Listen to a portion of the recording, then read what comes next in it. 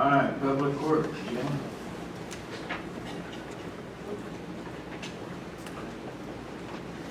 Good morning, everybody.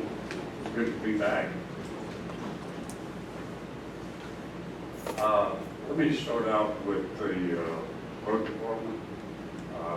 We are in the midst of setting up base on, we've got actually 4 roads now that we have base set up on for our triple surface treatment paving. And the chip spreader, as I understand it, is at Tractor and Equipment. It has not been delivered to us yet.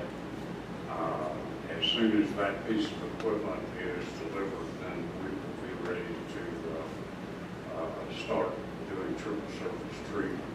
We've done Pleasant Valley Road, Isdale Road, John Call Road, and I think there's one other that we'll have base set up and ready as soon as weather permits, and as soon as we get the chip spreader in, then we'll be ready to start paving. The other thing that I wanted to mention to you is the flood control dams. It's been 3 years since we have done any maintenance on those dams.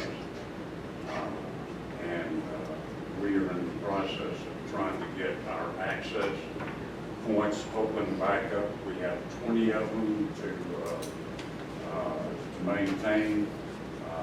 We can't put the equipment on the dams at this point because they're too wet. But as soon as weather permits, then we'll be doing the flood control dams again. I think I reported to you last month on the Lower Cartacade Bridge.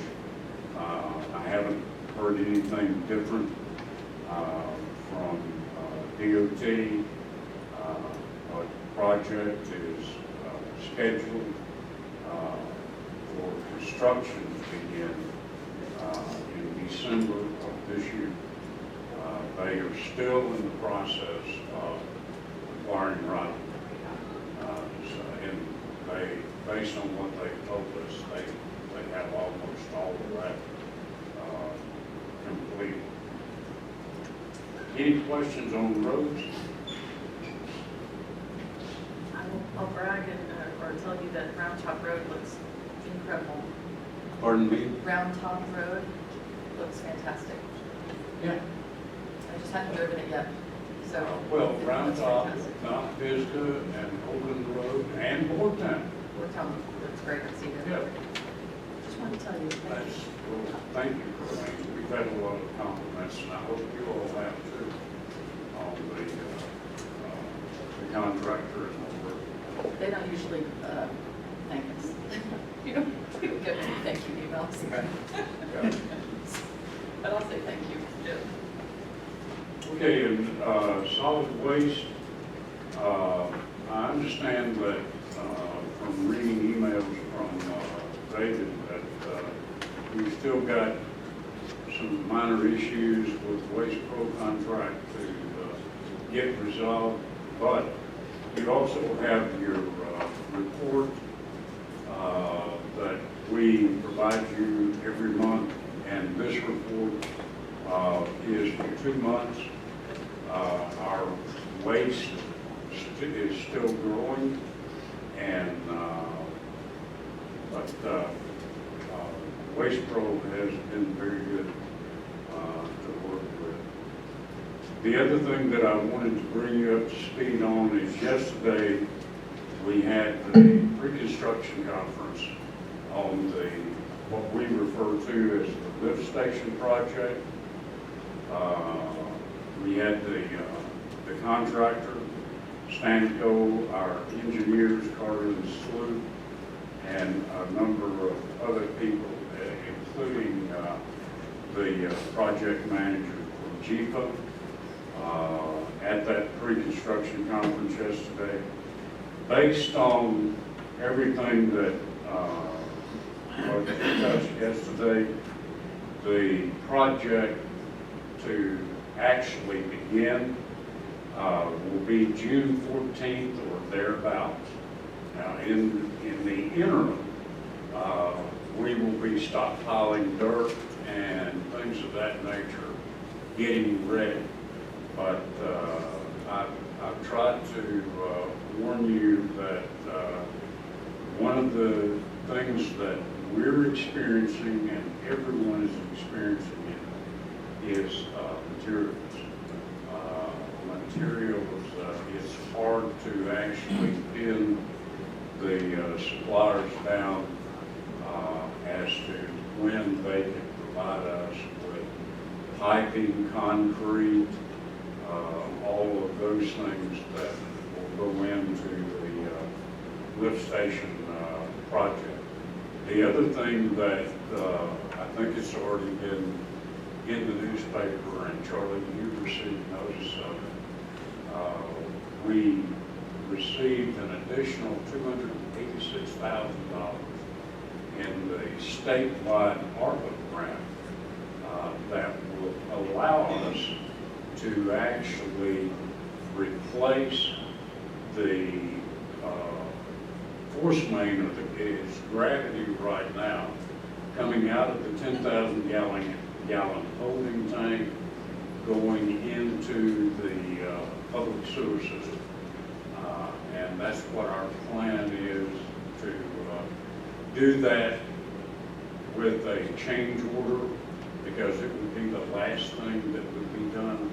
The lift station, the force main, everything inside the landfill will be done before we actually start work on that. June 14th is the actual start date, and based on the time, 210 consecutive calendar days, January the 10th of 2023, the contractor should be finished with everything but the line that will run along Tower Road and empty into the public sewer system.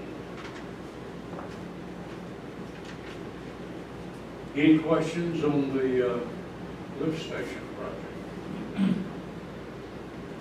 The other thing that I want to make you aware of, and it's on the agenda, the Amnesty Tire program. We have submitted the application, and what we need every year, the chairman is authorized to sign the contract with the EPD for that program. It is a reimbursement. We had to spend the money first and then get reimbursed for it. And so that is an agenda item that you have on the agenda today. That's all I have. Any questions? Thank you, Jim. Update on this one, Steve?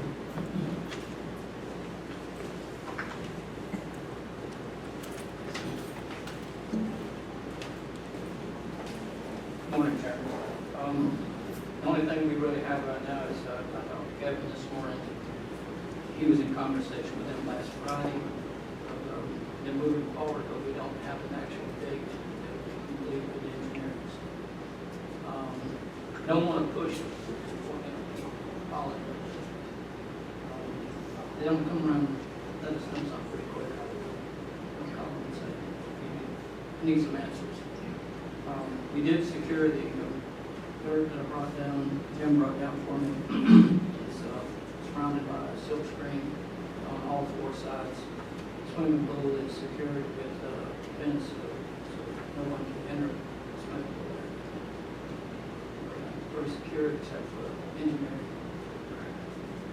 Any questions? Thank you, Steve.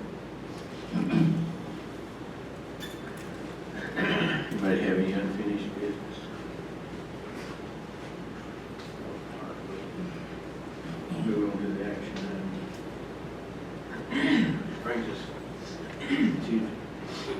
us to the rezone request.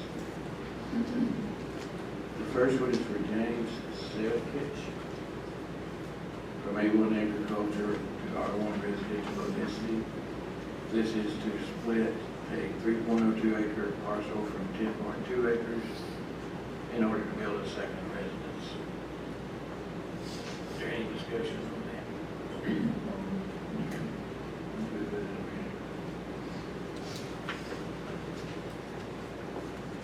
Next one is for Lillian Vasquez Romero and James Vasquez for A1 agricultural to R1 residential low density. This is to split out a 3.0 acre, or split out a parcel from 3.0 acres to put a second home.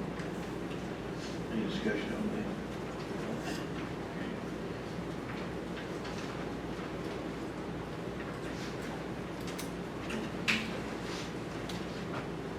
For Keith Sumner from R1 residential low density to C1 commercial to place mini warehouses. Actually, number 3 and 4 are the same sort of request, and I think we can look at those together. I have no problem with myself.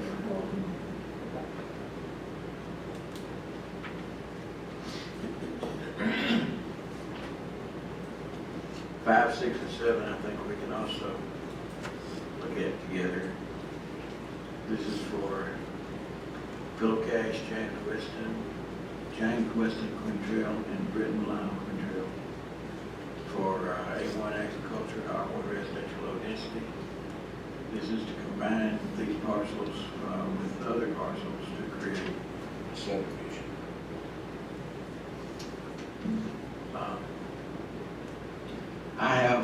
Yes, sir. Are you taking comments on this, or?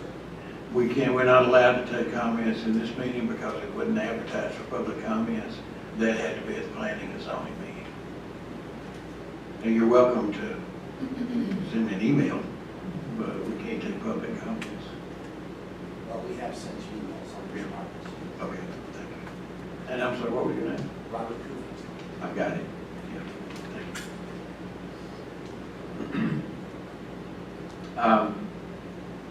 I do have concerns with the water in particular, because it was my understanding that there was agreement that the Blue Ridge Water Department would provide water for this. And I spoke with the officials there yesterday, and they don't know anything about it. They're telling me there is no agreement, that there's nothing there. And that in fact, it would be problematic legally for them to do that. So I'm a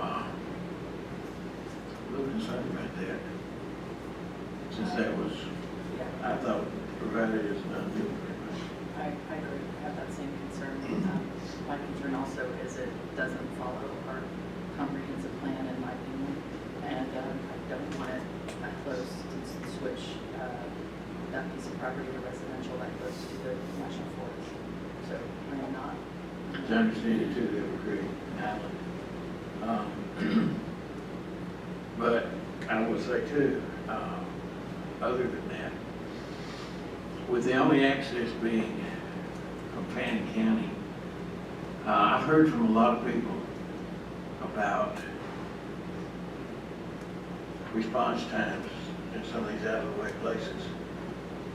I don't see how we can provide a reasonable response time for ambulance or fire on this unless we build some additional facilities out there. Of course, that's going to put a burden on the county.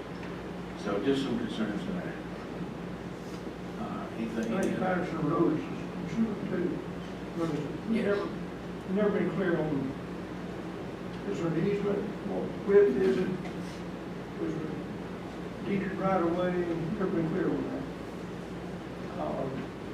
As far as the water, original proposal, I understand, was Blue Ridge would send water to the property line.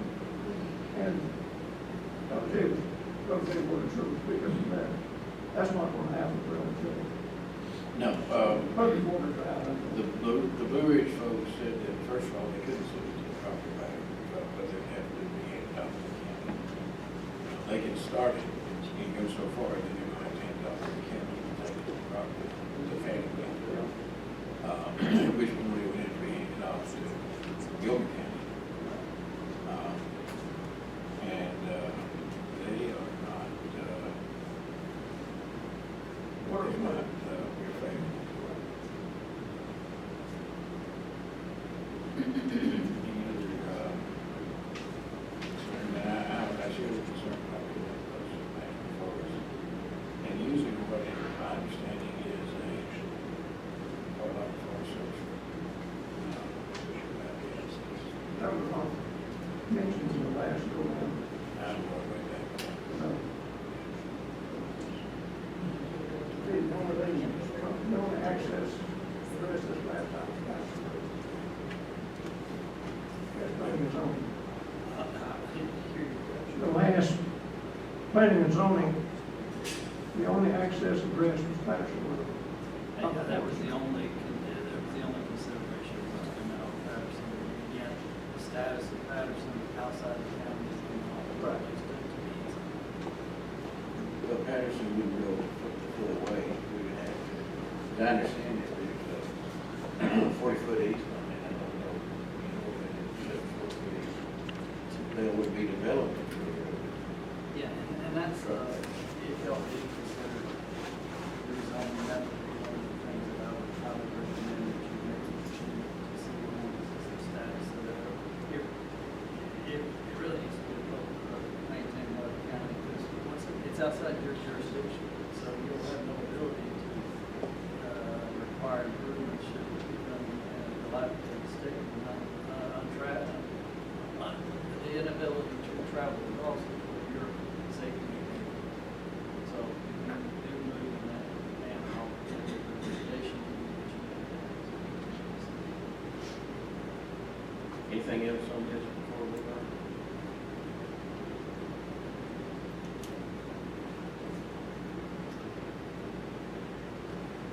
This would be about, does anyone, Yes, there's no prohibition on subdividing it as a one. Based on the timing, it looks like it would require 5 acre. We had to meet 5 acre also. Only if it's done after June 14th, Only if with we, the survey. It take a minor miracle to get a survey, to get a development done before June 14th. So it can be done, yes. Everything has a price. Okay. Anything else on this one?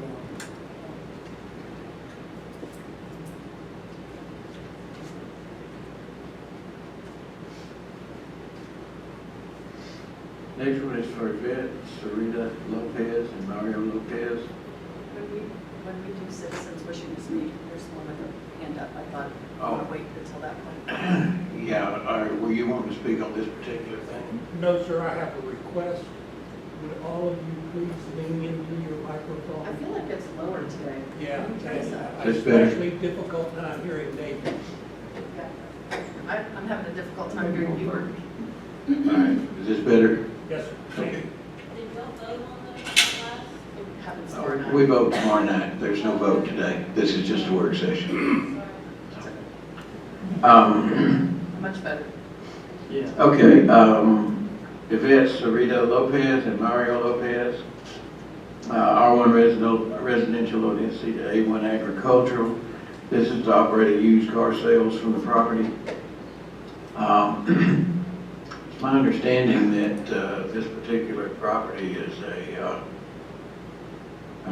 very peaceful residential area, and the folks there really would not like to see some car sales here. And Chairman, may I interject? There were 2 applications. One was for the rezoning and the other one was for the conditional use. Right. And the applicant withdrew the conditional use. So what is before the board today and for consideration tomorrow night is just simply to rezone it from R1 to A1. It's not. Okay, but on the paperwork that I have here in my book, it specifies specifically they want it for a used car lot. And that traveled up from the planning and zoning, but yes, that. Okay, so that is incorrect. Now they're just going. They just A1. wish to be considered for the opportunity to go into an A1. And of course, you can look at your comprehensive map to determine whether or not that fits in that general area.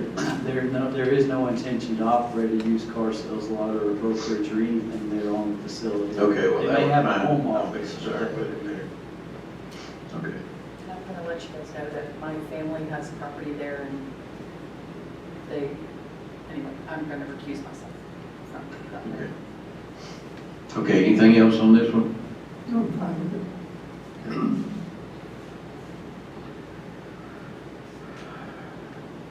Camp Cherry Log Incorporated, from C1 commercial to R1 residential low density.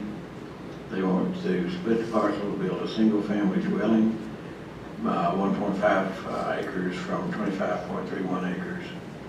Personally, I'm okay with it. I think the problem here is there was not a plan that identified the specific fees, plus the hearing was not posted on that plan. I don't think we can wait. It does need to be remanded. Need to remand this one. Yes.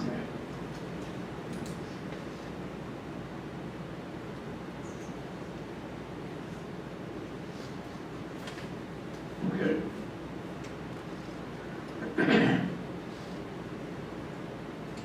Highland Spring Farm, from A1 agricultural to A1 agricultural with conditional use.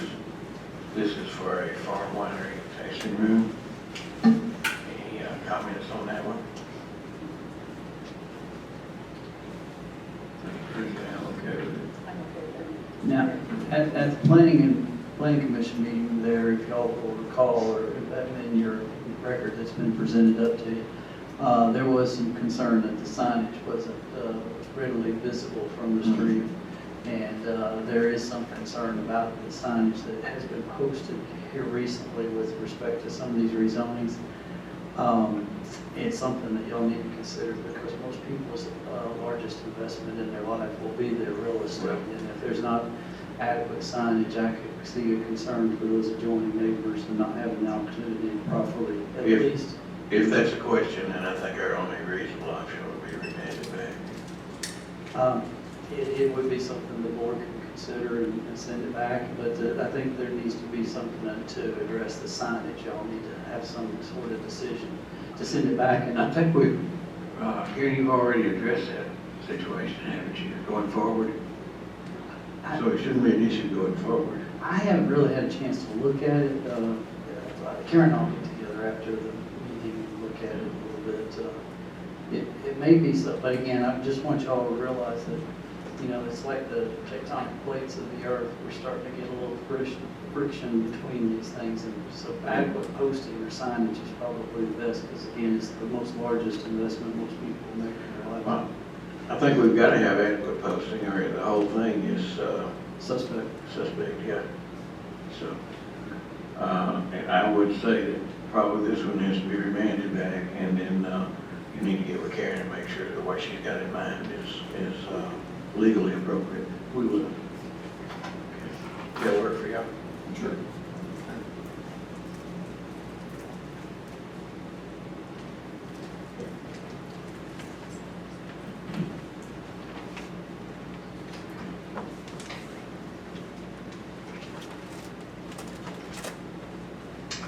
Okay, at this point, we're at citizens wishing to speak, so anyone that would like to speak on any topic.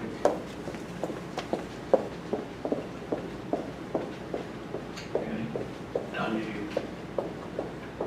want to speak? Okay.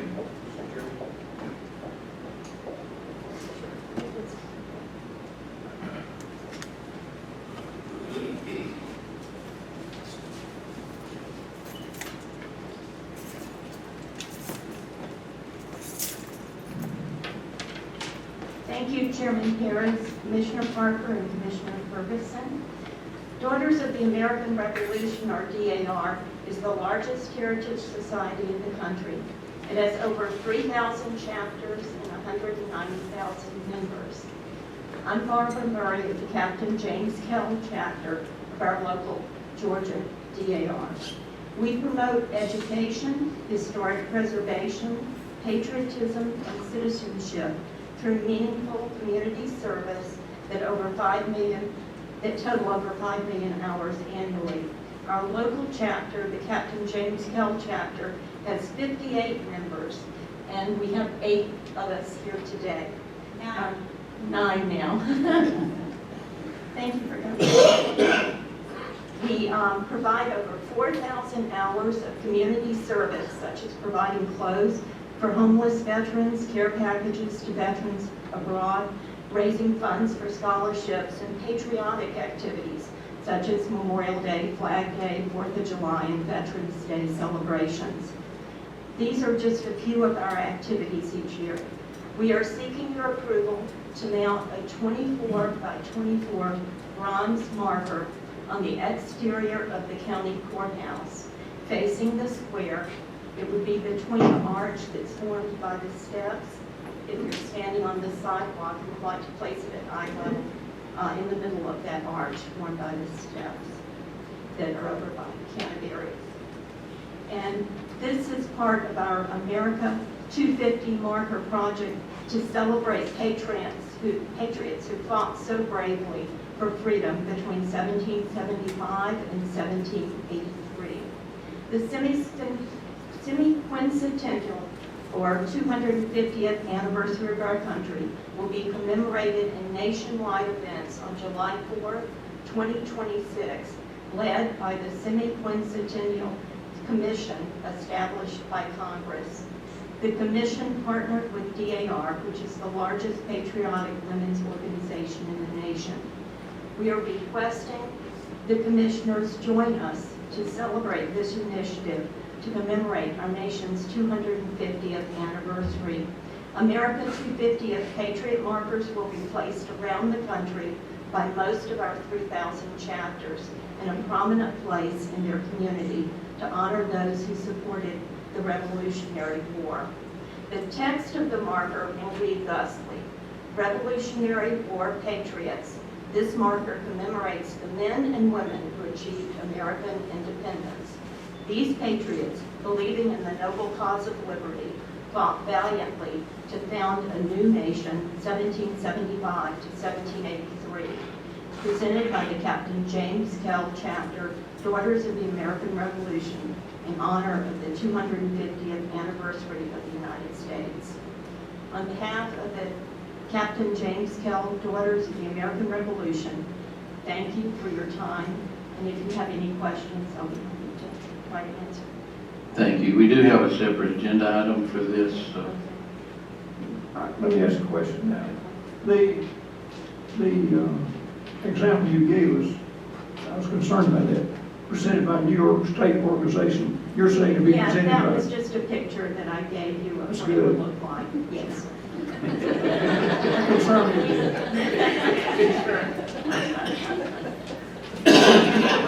Yeah, with your approval, we're going to order ours.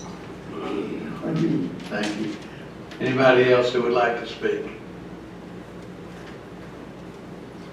If not, we will continue on. Discussion and possible action via broadband ready community. There's a number of requirements for this, and I'm not real sure that we're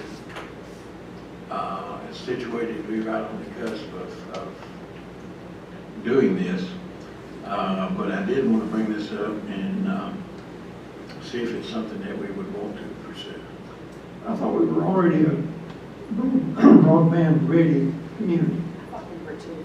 And I know we did put it in the comprehensive plan and worked with Jason to include that. I didn't think it ever was established, so, but I'll verify that. Jason.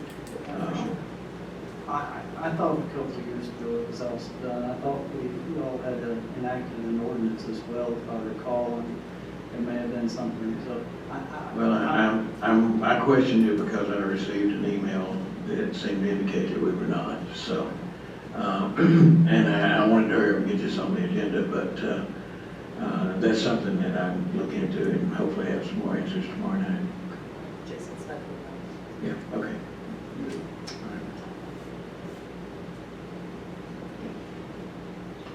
Discussion and possible action on replacement phone system. We do need to replace a seriously outdated phone system. We've gotten to the point on this one where we're not going to be able to continue to maintain it if we begin to have some serious problems with it. And apparently we're very much behind times on technology because everything is voice over IP now. We do have a quote from ETC, but we also received a request to provide a quote from Verizon, and we have that as well. I guess the first question that I want to ask would be from David, and that would be, in this particular situation, is this something that we are going to have to bid out, or can we make a decision on this? What was it? And I did find that there is a broadband ordinance on the books. So I know there's a broadband ordinance, but I didn't think that we had completed that with the organization, with DCA. what was the dollar amount? Let me get to Edwina sent that out yesterday, is that right? Yeah.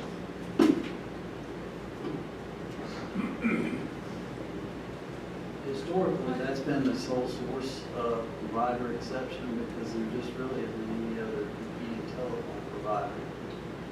Now, that is for the service. This is actually for the equipment.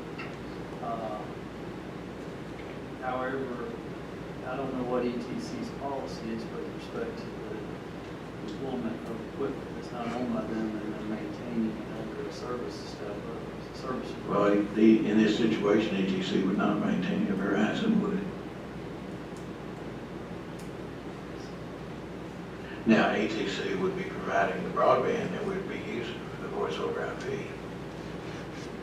But it wouldn't be dedicated, that wouldn't be dedicated to the phone line. It would just be another use of that broadband. So if I see this correctly, the equipment rental monthly is $31.99.89. Mm-hmm. Well, depending on which option we choose for ETC. ETC, we have a couple of options. One would be to, Sorry, I don't know that. you know, have it out of 12. No, you will. I'm sorry, I got that here. There are options. Just in front. ETC has two options, one of which would be a larger monthly rate of $42.41, but a one-time cost of $15,000 as opposed to a one-time cost.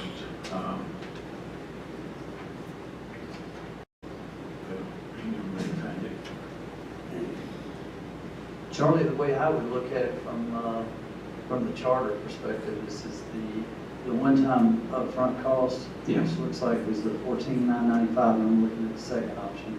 It may be the same for both options. It is. That's well below your $50,000 ceiling, and then the monthly amount would just be ordinary utility expenses that you have associated with that equipment. So I don't see any reason that you have to do this. Okay. Or consider. Well, Or consider bidding. we still have some ongoing activities here. The Verizon folks are scheduled for a site visit next week just to validate the equipment that they feel will be needed from their perspective and so forth. But, and it's not something we have to approve this month. But we don't want to waste too much time because this phone system that we've got is, I'm not going to say it's on its last legs. It's operating okay right now. It's just that if anything did happen to it, we wouldn't be able to get its sales back online very quickly. So, It looks to me like, if I'm reading the figures correctly, there's no comparison, there's no question is to the low quote is from. Verizon is much lower. Am I missing something? No, I do believe that they are lower.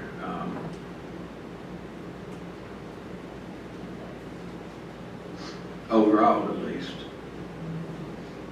Well, there's no equipment charge on Verizon.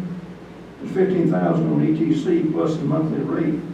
Right. The Verizon monthly rate is slightly higher than the ATC's, $31.99.89. They're at $34.60, so they're slightly higher. But that's, Or 4,200 if you lease it. or if you lease it, right. So, I'm comparing ETC's lowest rate with the Verizon. But when you look at the lump sum that we have to do to get that, Verizon over time is still be the lower option. and we don't know how long, for what period of time this quote is good. Is it for 2 years? This quote, if you look on unfortunately, the bottom line is 1 page over. So it expires on the 19th. What I mean is, In terms of maintaining that cost. 2-year term, Yeah. would this be cover 2 years or 1 year? We got to find We'll out. have to verify that. Mr. Chairman, are you taking comments on this matter? Sure. Would you like to come up here? Give me a minute.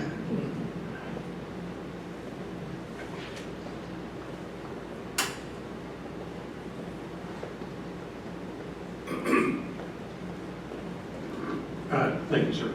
I'm Don Murray. I just have a comment. I am not here supporting ETC, but my concern in the discussion is this is a very volatile market.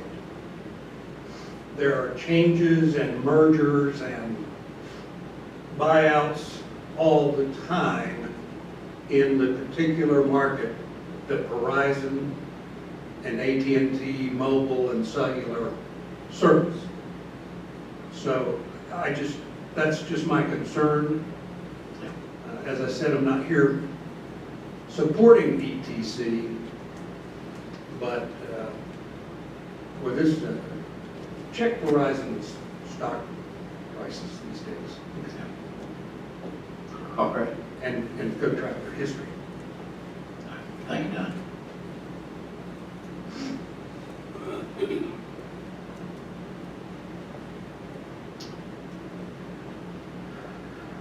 I will, before tomorrow night, see what sort of term we're talking about here.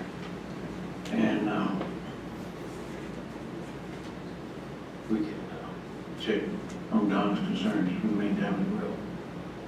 So, anything else that we need to I discuss? wonder, I know ETC has been great when we call and have problems. They're quick to jump right over here. Yeah. I don't know how well we would have that with Verizon. I mean, bigger corporate, I don't know where Yeah, I see what you're saying. we're, so. And I'm not advocating for either one right here. I'm Right, just I presenting just, the two that's what proposals. concerns me with also our customer service. Okay. Any other discussion on this one?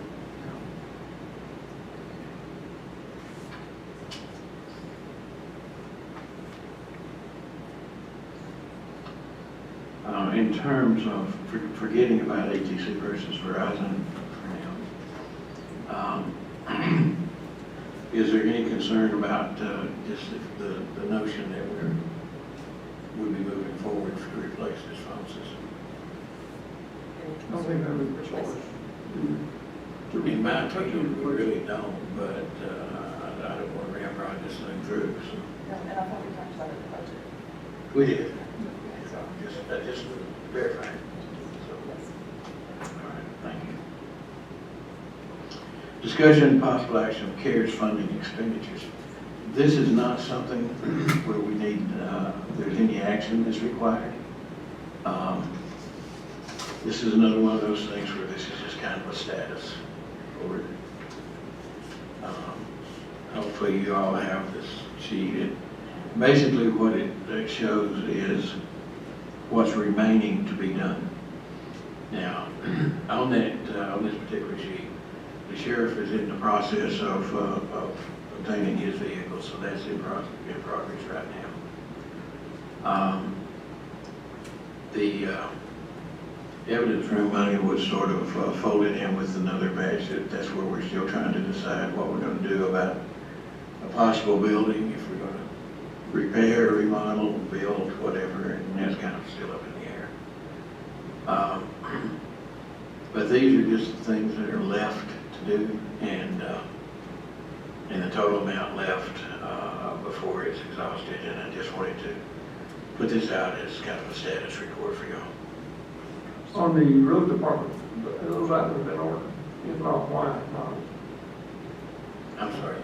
On the road department, have those items been ordered, or if not, why not? They have not, and I don't have a good why not, but we're going to make sure that that happens. Good. Any questions on that? And there won't be any need to have this on the, I'll probably propose it to be removed from the agenda tomorrow night. There's no decision, no vote to be taken on it. Discussion and possible action of Daughters of the American Revolution to replace the historical marker at the courthouse. And we've all heard Murray's comments on that. I think it sounds to me personally like it would be a nice thing to do. Sure. Okay.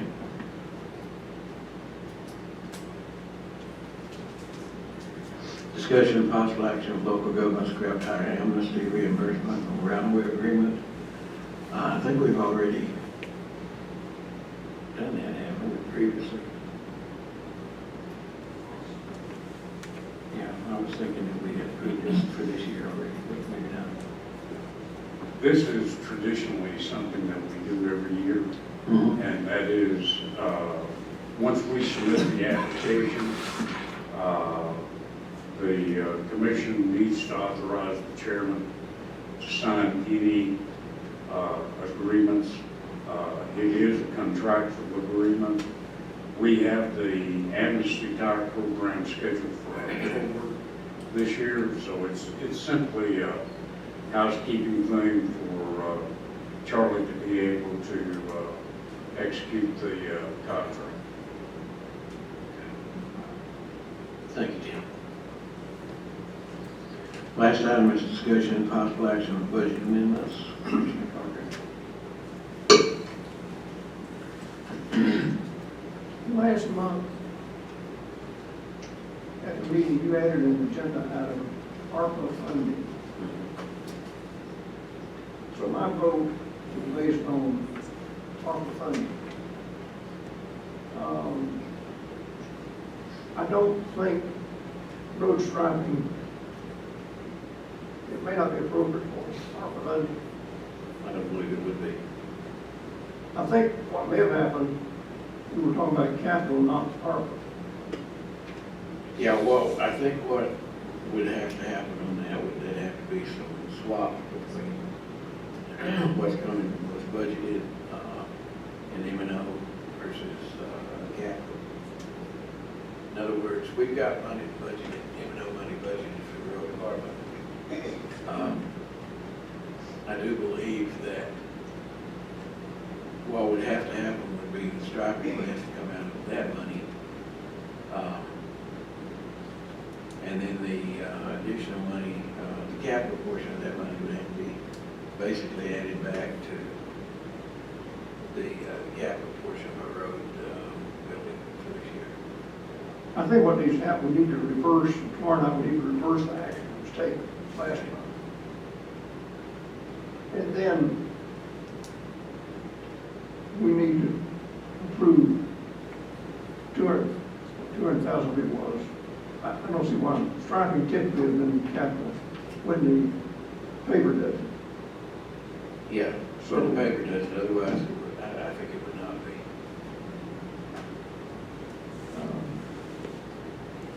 Okay, we just need to take the action tomorrow night, and beyond that, we can. Sandy and I talked about this briefly. The striping is not a capital item. It's a maintenance item. And as I understand it, the ARPA funds that were given by the fire department was capital money.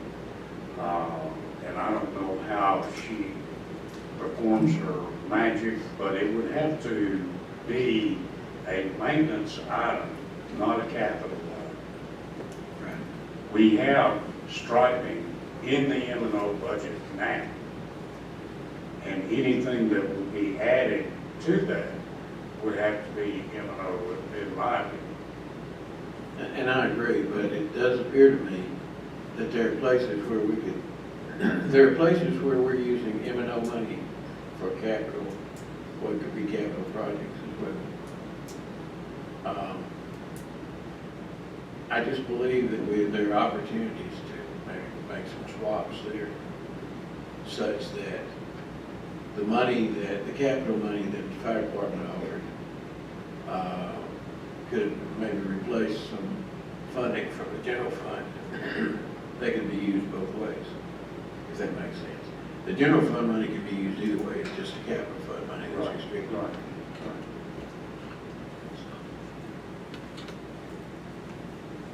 But, so what you're saying tomorrow night, we can reverse that and basically start over.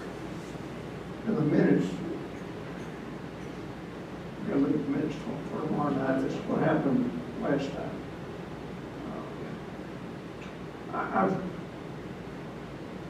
a little frustrated with the fire department saying they gave it up. We do the budget. That was gratuitous. That's in here embarrassing. So we look at the minutes and see how we word. I think we can word those okay for approval tomorrow night. Okay. And then we'll do another vote tomorrow night. Okay. The only other thing I had,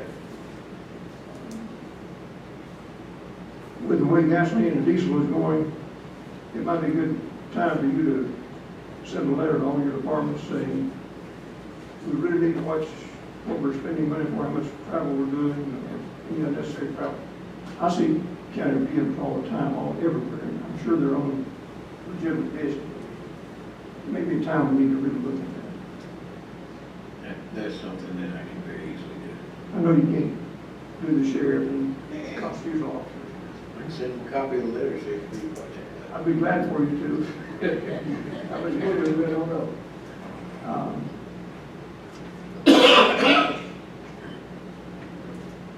That was mine. Anything else on that? David, I think you said you needed a short executive session with no action. Y'all could vote on it anyway, you vote. Well, true. Consider that to be suspended. That's true. Okay, then I would make a motion that we go into executive session. Second. All in favor? Aye. Okay, thank you, folks. We appreciate it.